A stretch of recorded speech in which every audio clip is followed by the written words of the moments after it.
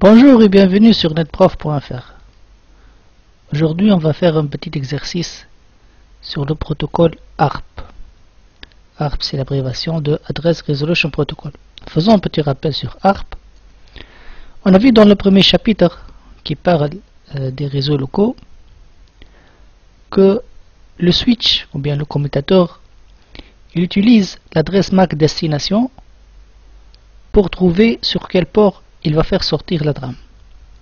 Donc supposons qu'on a deux machines,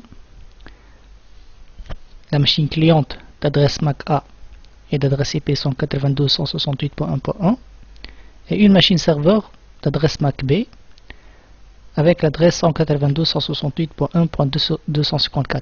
Donc ces deux machines appartiennent au même réseau local et ils ont des adresses IP dans le même réseau IP.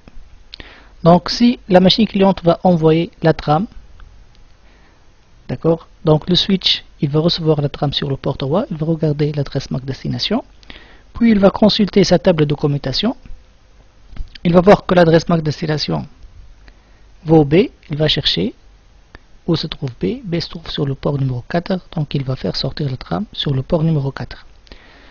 Ainsi, l'adresse MAC destination, c'est un champ clé dans la trame Ethernet. D'où la question, comment la machine cliente peut savoir l'adresse MAC destination? Alors on suppose que la machine cliente connaît déjà l'adresse IP destination, qui est 192.168.1.254. Mais maintenant, elle doit savoir l'adresse MAC destination, qui est B, d'accord, pour pouvoir former la trame Ethernet.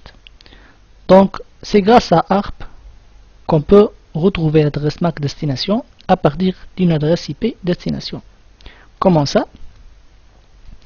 Alors c'est simple, la machine A, la machine cliente, va envoyer sur le réseau une trame de type diffusion. Donc vous voyez bien ici l'adresse MAC destination FFFFF, d'accord, qui est l'adresse MAC de la diffusion. C'est-à-dire que le switch, quand il va recevoir cette trame, il va envoyer cette trame sur tous les ports du switch. Ainsi, toutes les machines du réseau vont recevoir cette requête ARP qui contient une question. Donc la machine A va se présenter. Voilà, je m'appelle la machine A, j'ai l'adresse MAC A et l'adresse IP.1. Et je demande à la machine .254 de m'envoyer son adresse MAC. Donc toutes les machines du réseau vont recevoir cette trame. Une seule machine, bien sûr, qui va répondre, c'est la machine 254. Elle va répondre par une réponse ARP. L'adresse MAC source, c'est bien sûr B, et l'adresse MAC destination, ça sera A. Donc c'est une trame de type unicast. On n'est plus dans le cas de la diffusion comme ici, d'accord. Et elle va répondre, voilà, je suis la machine .254 et voilà mon adresse MAC qui est B. Ainsi, la machine A peut former la trame. Il peut remplir le champ MAC destination qui est B et envoyer la trame classique. Et là on retrouve l'adresse IP source, l'adresse IP destination et les autres champs des couches supérieures. Remarquons ici que la requête ARP et la réponse ARP n'ont pas des champs de la couche Internet et de la couche transport. On ne voit pas une adresse IP source et une adresse IP destination, ni un champ TCP source ou bien UDP source ou destination. Donc, c'est une question envoyée directement sur Ethernet. D'accord? Voilà, maintenant, la machine A peut envoyer la trame vers la machine B. Maintenant, on arrive à notre petit exercice. Donc, on a un petit réseau constitué d'un routeur Wi-Fi et deux machines. Et moi, je suis sur la machine .10. L'autre machine, c'est la machine .50 et le routeur 254.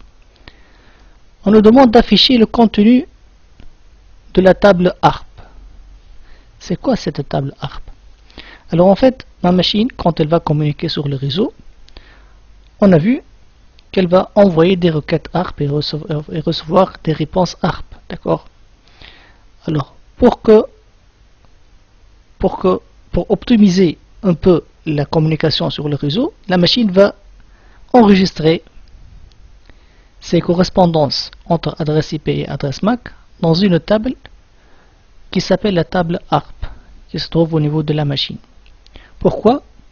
Pour que quand elle va envoyer de nouveau des données vers une machine locale, elle ne va pas faire de nouveau une requête ARP. Donc elle va consulter sa table ARP pour voir si déjà est-ce qu'elle connaît l'adresse MAC de la destination. Si elle trouve une entrée dans la table ARP, donc elle va directement envoyer la trame. Si elle ne trouve pas d'entrée dans la table ARP, dans ce cas, elle va faire une requête ARP pour recevoir la réponse. Donc maintenant, je vais voir le contenu de ma machine, de la table ARP. Pour cela, on va utiliser la commande ARP-A. Alors, je trouve, ça c'est l'adresse IP du routeur Wi-Fi. D'accord? Et ça c'est l'adresse MAC du routeur Wi-Fi, obtenue d'une façon dynamique. Donc déjà ma machine a communiqué avec le routeur Wi-Fi, d'accord, et elle a obtenu l'adresse MAC du routeur grâce à une requête ARP, et elle a enregistré cette correspondance dans la table ARP. D'accord? J'ai une seule entrée pour le routeur Wi-Fi. Ceci prouve que ma machine a déjà communiqué avec le routeur Wi-Fi. Déterminer l'adresse MAC du routeur Wi-Fi, on a déjà vu ça. Faire ping sur PC2. Alors on va faire ping sur PC2.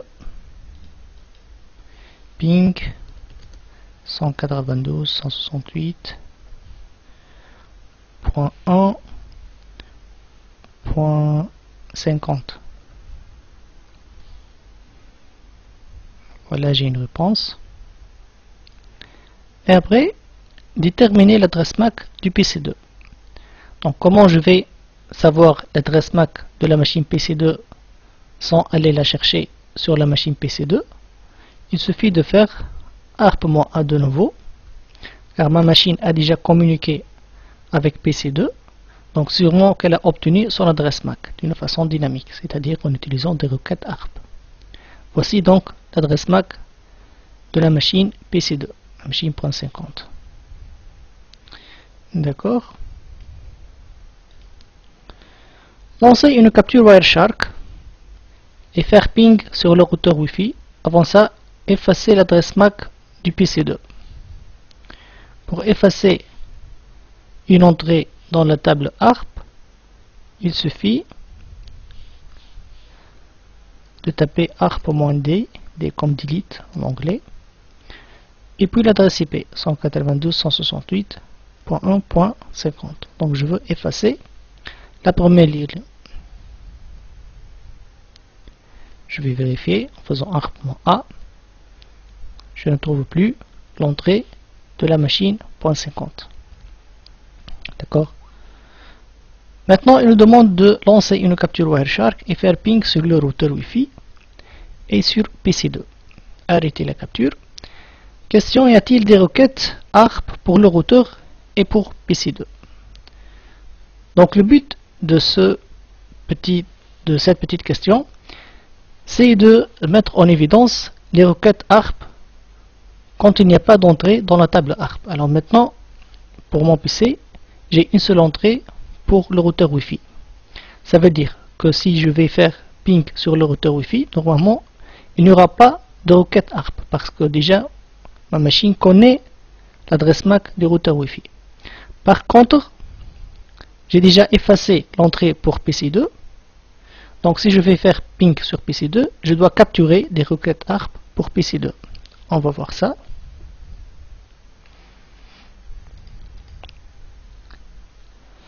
Alors, on doit s'assurer qu'il n'y a pas d'entrée pour PC2 avant tout. D'accord. Wireshark, je vais lancer la capture. Start. Je vais faire ping sur 192.168.1.254.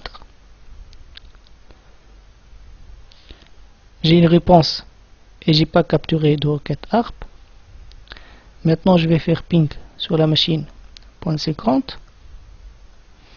normalement, avant d'obtenir la réponse, je dois recevoir des requêtes, je dois capturer plutôt des requêtes ARP. Arrêtons la capture et voyons les résultats. Donc là, on trouve, ça c'est l'adresse MAC de ma machine. Comme adresse MAC source, l'adresse MAC destination c'est la diffusion, comme on a bien dit pour la requête ARP.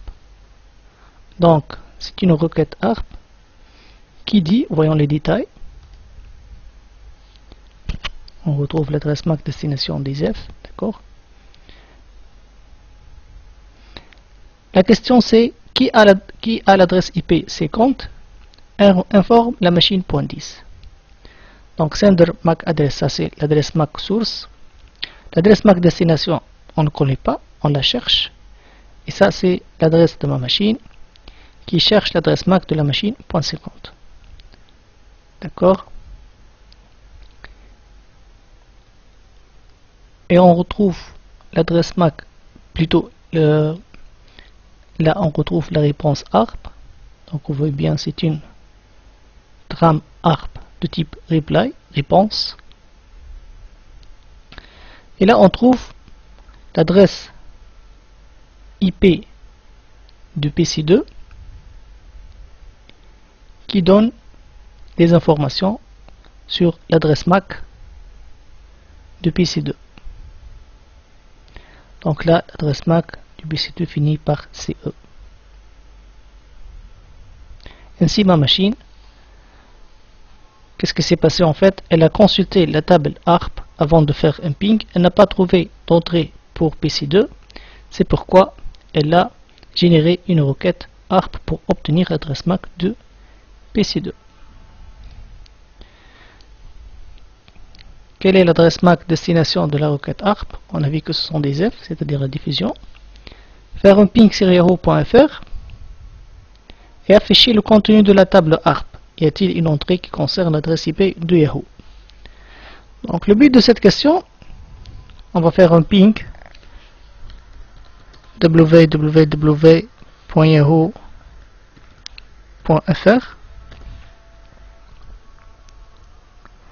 Voilà, j'ai la réponse. Maintenant, faisons arp.a. Et là, on trouve qu'une seule entrée pour mon routeur Wi-Fi. On vous demande, est-ce qu'il y a une entrée pour yahoo.fr? Est-ce que là, on connaît l'adresse MAC de yahoo.fr? Ben non. Et pourquoi? Parce que je vous rappelle que le ARP, c'est un protocole local, c'est-à-dire qui sert à retrouver les adresses MAC des machines locales sur mon PC.